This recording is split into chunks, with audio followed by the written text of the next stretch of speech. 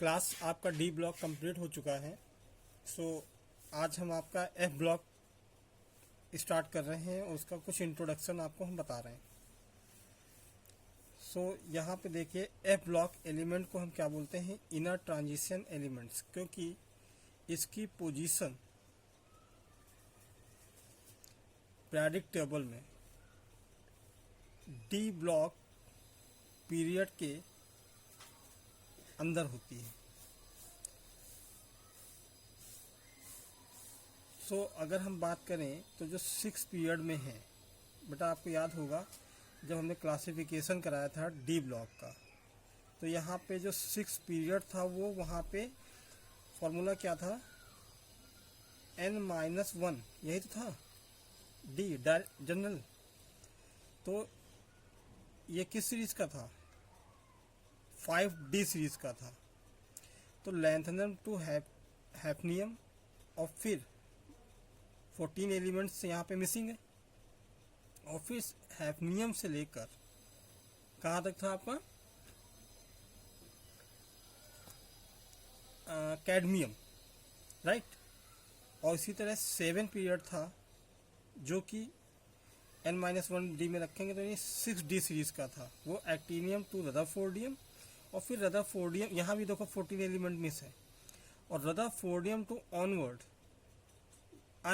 अनकोबोलियम, ठीक है।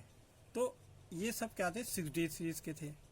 तो यहाँ पे अगर देखा जाए तो ये जो बेटा 14 एलिमेंट्स हैं, टोटल 28 एलिमेंट्स, ये वहाँ से पीरियोडिक टेबल से मिस थे, और पीरियोडिक टेबल के जस्ट बॉटम साइड में इनको पोजीशन किया गया है।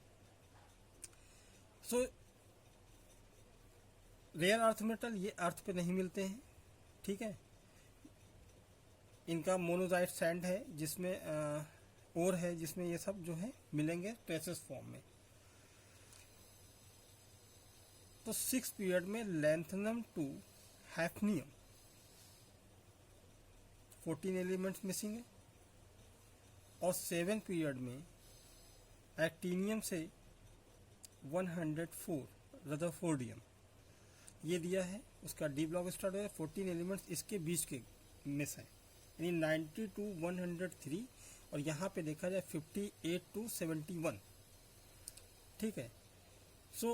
इसका बेटा अगर जनरल इलेक्ट्रॉनिक कॉन्फ़िगरेशन देखें हम लोग, यहाँ पे देखो गिवन है n-2 f1 to 14 electrons, then n-1 d 0 और 1, दो में से कोई हो सकता है 0 से 1 तक, और ns2, राइट। तो दूसरा हम इसको ऐसे भी लिख सकते हैं, एलोबरेट कर ले थोड़ा सा, n-2 s2 p6 d10 f1 to 14 n-1 s2 p6 d01। तो आप अगर इसको कंफ्यूजन क्रिएट कर रहा है तो आपको यहाँ पे नहीं रखना है, ठीक है ना।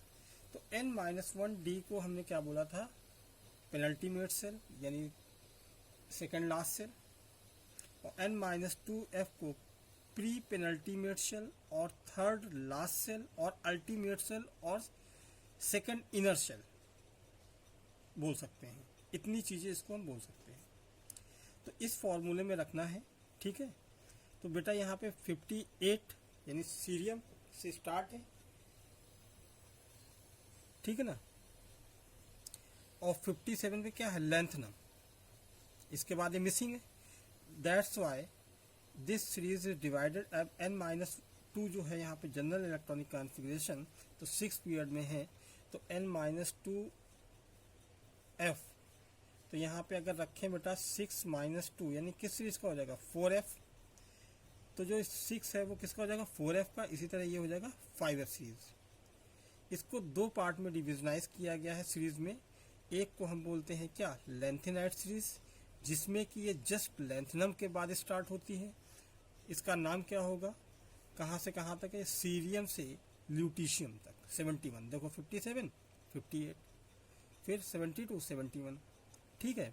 तो बेटा ये सीरीज क्या कहलाएगी, जस्ट लैंथनम के बाद स्टार्ट है, that's why this series is known as lanthanide series. इसी तरह सेवेंथ का है, अगर आप रखोगे तो यहाँ पे 7 माइनस 2 यानी क्या हो जाएगा 5F सीरीज। तो ये 5F सीरीज के एलिमेंट हैं, तो जो कि एक्टीनियम के बाद 89 के बाद यानी क्योंकि एक्टीनियम के बाद स्टार्ट हो रही, इसलिए इस सीरीज को हम क्या बोलते हैं एक्टिनाइट सीरीज। और 89 यानी 90 से लेकर 103 तक मिसिंग है, तो 89 के बाद क्या आएगा 90, राइट। तो ये क्या हो जाएगा थोरियम, और थोरियम से लेकर लॉरेंसियम 103, इतना इसमें हम ये 28 एलिमेंट गायब हो जाते हैं। Lanthanum and actinium does not include in f block element. Reason है क्योंकि इसका कंप्लीट एफ ब्लॉक होगा या जीरो होगा, ठीक है, जिस वजह से इसको हम लैंथनम और एक्टीनियम को एफ ब्लॉक में कंसीडर नहीं कर सकते, ठीक है।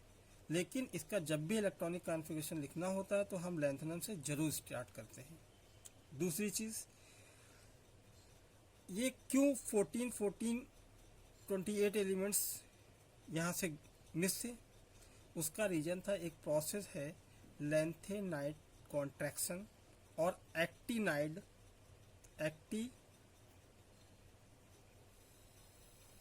कॉन्ट्रैक्शन।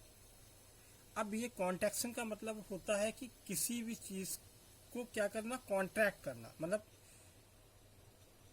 ये चीज़ है, ये पोजीशन आ जानी, ठीक है, ये कॉन्ट्रैक्शन कहलाता है।